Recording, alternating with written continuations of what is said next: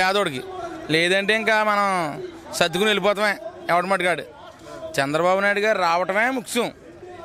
ఒక్క పేదోడు కూలి పని చేసేవాడు కానీ ఎవడైనా అందరూ బాగుండాలంటే, లేబర్ బాగుండాలంటే చంద్రబాబు నాయుడు రావాలి పరిపాలన. చంద్రబాబు నాయుడు రాకపోతే పరిపాలన ఇంకా మన వల్ల కాదు. సైకో సీఎం మనకొద్దు. మన బాబు గారిని గెలిపించుకుంటే బాగుంటుందని ఆలోచన. సీట్లు కూడా ఉమ్మడి జనసేన పార్టీ, తెలుగుదేశం పార్టీ ఒక్క సీటు కూడా వైసీపీకి వెళ్ళవు. ప్రతి సీటు కూడా క్లీన్ సీట్స్ వేస్తాయి. YCP west Godavari, east Godavari మర్చిపోవడం. ఇంకా ఈసారి ఎలక్షన్లో మాత్రం అలా ఇలా ఉండదు. ఈసారి పవన్ కళ్యాణ్ గారు క్లీన్ స్వీప్ చేపిస్తాం, ఇక్కడ ఒక్క సీటు కూడా గెలిచే పని లేదు అంటున్నారు. అలా ట్రై చేస్తున్నారు. ఒక్క సీటు కూడా వైసీపీకి అన్నది వెళ్ళదండి. అది డిపాజిట్లు కూడా ఉండవు కొన్ని ఏరియాలు. మా రాజమండ్రి రూరల్ వరకు వస్తే వైసీపీ అన్నది మొత్తం జీరో అయిపోద్దండి. అంత గట్టిగా ఉంటుంది. జనసేన, తెలుగుదేశం పార్టీ ఎవరికి ఇచ్చినా సరే నెగ్గించడానికి ప్రజలు రెడీగా ఉన్నారు. ఎప్పుడు దిగిపోతుంది ఈ ప్రభుత్వం అన్న ఉద్దేశంతో ఉన్నారు. ఎందుకంటే 200 ఉండే హాస్పిటల్ కార్డు ఒకప్పుడు ఈ రోజున 500 అయిపోయింది. ఈ సైకో ముఖ్యమంత్రి ఎక్కిన తర్వాత పెట్రోల్ 70 రూపాయలు 60 రూపాయలు ఉన్న పెట్రోల్ 100 రూపాయలు 110 రూపాయలకి వెళ్ళిపోయింది. దీనివల్ల నిత్యావసర వస్తువులు అన్నీ పెరిగిపోయినాయి.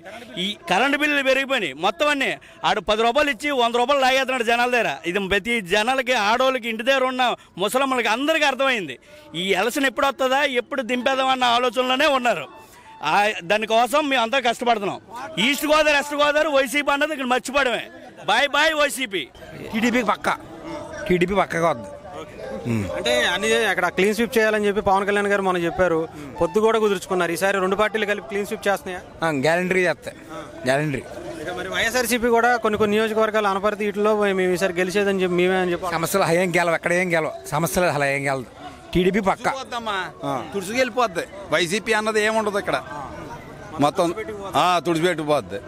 అలాగే ఆయన సిద్ధం అంటూ కొన్ని ఫ్లెక్సీలు పెడుతున్నారు, మీటింగ్లు పెడుతున్నారు. ఏంటి, దేనికి సిద్ధం అంటారు జగన్మోహన్ రెడ్డి? ఇంటికి వెళ్తా సిద్ధం. ఇలా జైలుకి వెళ్తా సిద్ధం.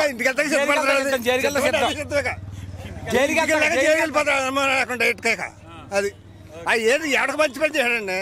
ఎవరికి చేశాడు చెప్పండి. మంచి పని ఇచ్చాం పథకం. ఎవరికి రూపాయి ఇచ్చే 10 రూపాయలు తింటున్నాడు.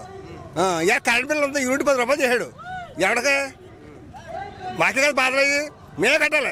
ఆడికే రూపాయి బాధ తెప్పలేదు కదా. అది యూనిట్ 10 రూపాయలు చేశాడు. పథకాలు అమ్మఒడి ఇంకొకటో చెప్తున్నారు. మరి తీసుకున్నాడు. అలాగే 10 రూపాయలు ఇస్తున్నాడు, 20 రూపాయలు అవుతున్నాడు. ఏదో అక్కడది కంపెనీలు కానీ ఏమన్నా వచ్చినాయా మీ రాజమండ్రి? కంపెనీ అసలు ఉద్యోగం లేదు ఎవరికన్నా. ఇప్పుడు మీరు ప్రెస్ కదా, మీకు ప్రెస్ ఎందుకున్నారు? బయట ఉద్యోగాలు లేకే కదా. సంవత్సరానికి వచ్చి ఎంతమంది స్టూడెంట్స్ బయటకు వస్తున్నారు. వాళ్ళందరికీ జాబ్లు అయ్యి ఎక్కడికి వెళ్ళాలి? బెంగళూరు, హైదరాబాద్. ఏమైనా పరిశ్రమలు వస్తాయి, ఎవరికైనా ఉద్యోగాలు అంటూ వస్తాయి. పరిశ్రమలే లేవు. పథకాలు నవరత్నాలు ఏం చేస్తాయి? ఎవడు కూడాడతాయి అయ్యి ఆ 4 రోజులే. తర్వాత ఫ్యూచర్ కూడా ఉండాలి కదమ్మా. చదువుకున్నారు, ఏమైనా ఉద్యోగాలు ఉన్నాయా ఆంధ్రప్రదేశ్లో?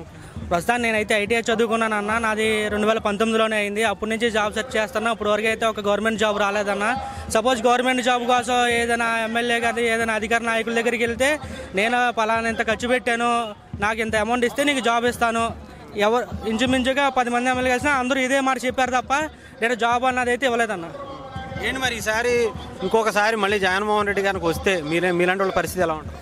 ఏమన్నా ఇప్పుడే వేరే రాష్ట్రాలకి వెళ్ళి జాబులు చేసుకోవాల్సి వస్తుందన్న. ఈసారి వస్తే ఇంక ఏదో కూలి పని చేసుకున్న బతుకుతా కూడా అవకాశం లేదన్న. ఎందుకంటే ఇసుక మాఫియా అని ఇసుక ఆగిపోయింది.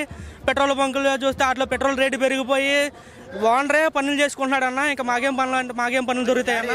ఎవరు వస్తే బాగుంటుంది అనుకుంటున్నారు మీరు? టీడీపీ జనసేన మీటింగ్కి వచ్చారు కాబట్టి అడుగుతున్నా.